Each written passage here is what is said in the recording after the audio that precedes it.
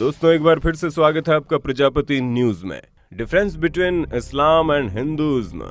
दोस्तों, हिंदू मुस्लिम की जंग तो सालों से चली आ रही है, लेकिन ये जंग केवल कुछ ही लोगों के बीच होती है, वरना तो दुनिया में अधिकतर हिंदू और मुसलमान एक दूसरे को भाई भाई के रूप में ही मानते हैं। ऐसे में सवाल ये आता है कि दुनिया के 3 सबसे ज्यादा पॉपुलर धर्मों में आने वाले इन दोनों धर्मों में क्या क्या अंतर पाए जाते हैं। इनमें से ऐसी कौन सी चीजें हैं जो एक धर्म में मानी जाती हैं तो दूसरे धर्म में उसे सिरे से नकार दिया जाता है।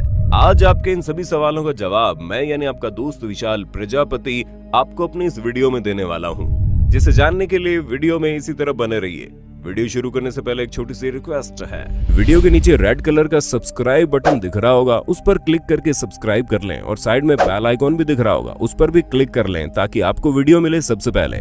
दोस्तों, वैसे तो हिंदुइज्म को मानने वाले हिंदू धर्म के लोग इसे हिंदुइज्म नहीं बल्कि सनातन धर्म कहते हैं, जिसका मतलब होता है यूनिवर्सल लॉ यानी कि प्राकृतिक नियम। साफ शब्दों में कहा जाए तो सनातन धर्म को मानने वाले लोग ब्रह्मांड के नियमों को मानते हैं और इसी तरह वो हिंदू कहलाते हैं। जबकि अगर हम इस्लाम धर्म की बात करें तो इस्लाम एक अरेबिक शब्द है जिसका मतलब होता है परम शांति के प्रति खुद को समर्पित कर देना, और मुस्लिम शब्द का मतलब होता है एक भगवान पर विश्वास करने वाला। इसलिए मुसलमान केवल अल्लाह पर विश्वास करते हैं और उन्हें ही सबसे ऊपर मानते हैं।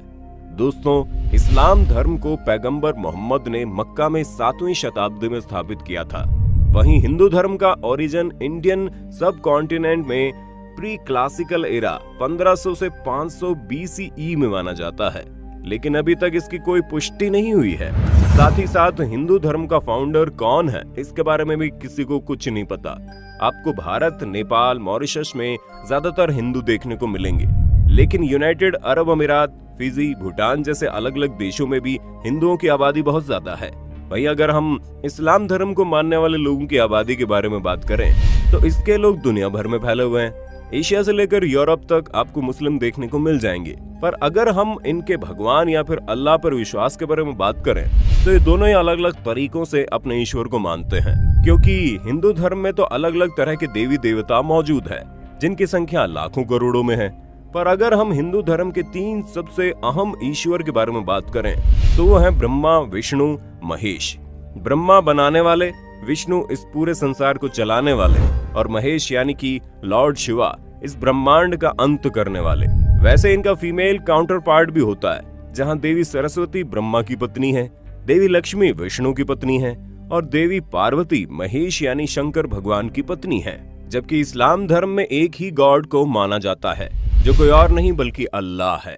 इन्हीं को बनाने वाला, इन्हीं को चलाने वाला और इन्हीं को बिगाड़ने वाला सभी का दर्जा मिला हुआ है। इस्लाम धर्म की सबसे बड़ी खासियत ही यही है कि वो ना ही किसी को अल्लाह के आगे समझते हैं, ना ही किसी को अल्लाह के पीछे समझते हैं। उनके लिए अल्लाह का दर्जा सबसे ऊपर है। अब ये बात तो आप बड़े अच्छे से जानते होंगे कि हिंदू धर्म में लोग पुनर्जन्म पर विश्वास करते हैं, यानी अगर कोई एक बार मरता है तो वो दोबारा से नया जीवन लेकर फिर से जीवित हो जाता है। लेकिन इस्लाम धर्म में ऐसा कुछ नहीं होता। उनके लिए उनकी यही एक जिंदगी है, इसके बाद उन्हें कभी भी जिंदगी नहीं मिलेगी। इसलिए वो अपनी जिंदगी में वो सब कुछ करना चाहते हैं जो उन्हें करना चाहिए। और इस्लाम धर्म के लोगों का ये भी मानना है कि ये उनका अकेला जीवन है।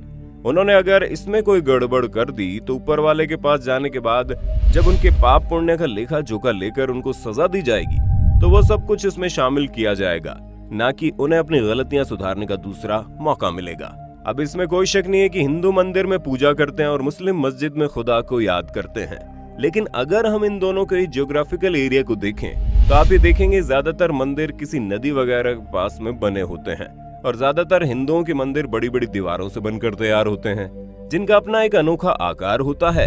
अगर हम हिंदू धर्म के कुछ अहम मंदिरों के बारे में बात करें तो इसमें वेंकटेश्वर मंदिर, काशी विश्वनाथ मंदिर, सोमनाथ मंदिर जैसे कई बड़े बड़े और विशालकाय मंदिर शामिल हैं। जबकि इस्लाम धर्म में सब लोग मस्जिद बनाते हैं तो वो जगह के बारे में उतना ध्यान नहीं देते। मस्जिद के आसपास कोई नदी होनी चाहिए या नहीं। हालांकि जब मस्जिद बनती है तो वो काफी रोमन और पर्शियन स्टाइल में बनती है, पर आप मस्जिद और मंदिर में कुछ सिमिलैरिटी देखेंगे, वो ये कि दोनों में ही आपको पत्थरों के लंबे लंबे पिलर्स देखने को मिलेंगे। वहीं मस्जिदों में कई बार कुछ एक्स्ट्रा फैसिलिटीज भी होती है, जैसे कि जिम या फिर डॉक्टर वगैरह का ऑफिस भी आपको मिल जाता है।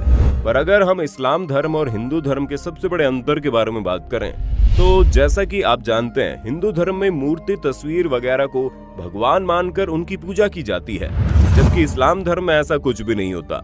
वहाँ पर लोग अल्लाह की किसी भी मूर्ति या तस्वीर को भगवान मानकर नहीं पूजते, क्योंकि वो अपने अल्लाह को किसी जिंदा इंसान के रूप में नहीं देखते हैं, वो अल्लाह को सबसे ऊपर देखते हैं। और इस्लाम धर्म को मानने वाले लोगों को ये सख्त हिदायत दी जाती है कि वो ऐसी कोई भी तस्वीर या मूर्ति न रखें जो अल्लाह को रिप्रेजेंट करती हो। अब अगर हम इनको रिप्रेजेंट करने वाले लोगों के बारे में बात करें तो हिंदू धर्म में पंडित, पुजारी हिंदू धर्म से जुड़ी बातों को लोगों तक पहुंचाते हैं और उन्हें ईश्वर से कनेक्ट करते हैं, जिसे हम बीच का कनेक्टर भी कह सकते हैं। इसी तरह के पुजारी लोगों का काम दिन भर ईश्वर की सेवा करना होता है और लोगों तक ईश्वर के ज्ञान को पहुंचाना होता है, जबकि इस्लाम धर्म में मौलाना होते हैं जो इस्लाम धर्म के लीडर कहलाते हैं और यही लोगों को इस्लाम धर्म की सीख देते हैं। बाकी हम इन दोनों धर्मों की सबसे धार्मिक किताबों के बारे में बात करें तो हिंदू धर्म में भगवत गीता को सर्वोच्च स्थान मिला है, जबकि इस्लाम धर्म में कुरान पाक को सबसे पवित्र माना गया है।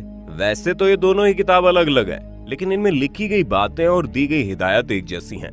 दोस्तों, किताबों में लिखा है कि इंसान को अपना मन शांत करके दूसरों की मदद करनी चाहिए, कभी किसी का बुरा नहीं करना चाहिए और एक साधारण सा जीवन जीना चाहिए जिसमें वो हमेशा अल्लाह भगवान को याद करें और अपने अच्छे और बुरे हर काम में ईश्वर को याद करें।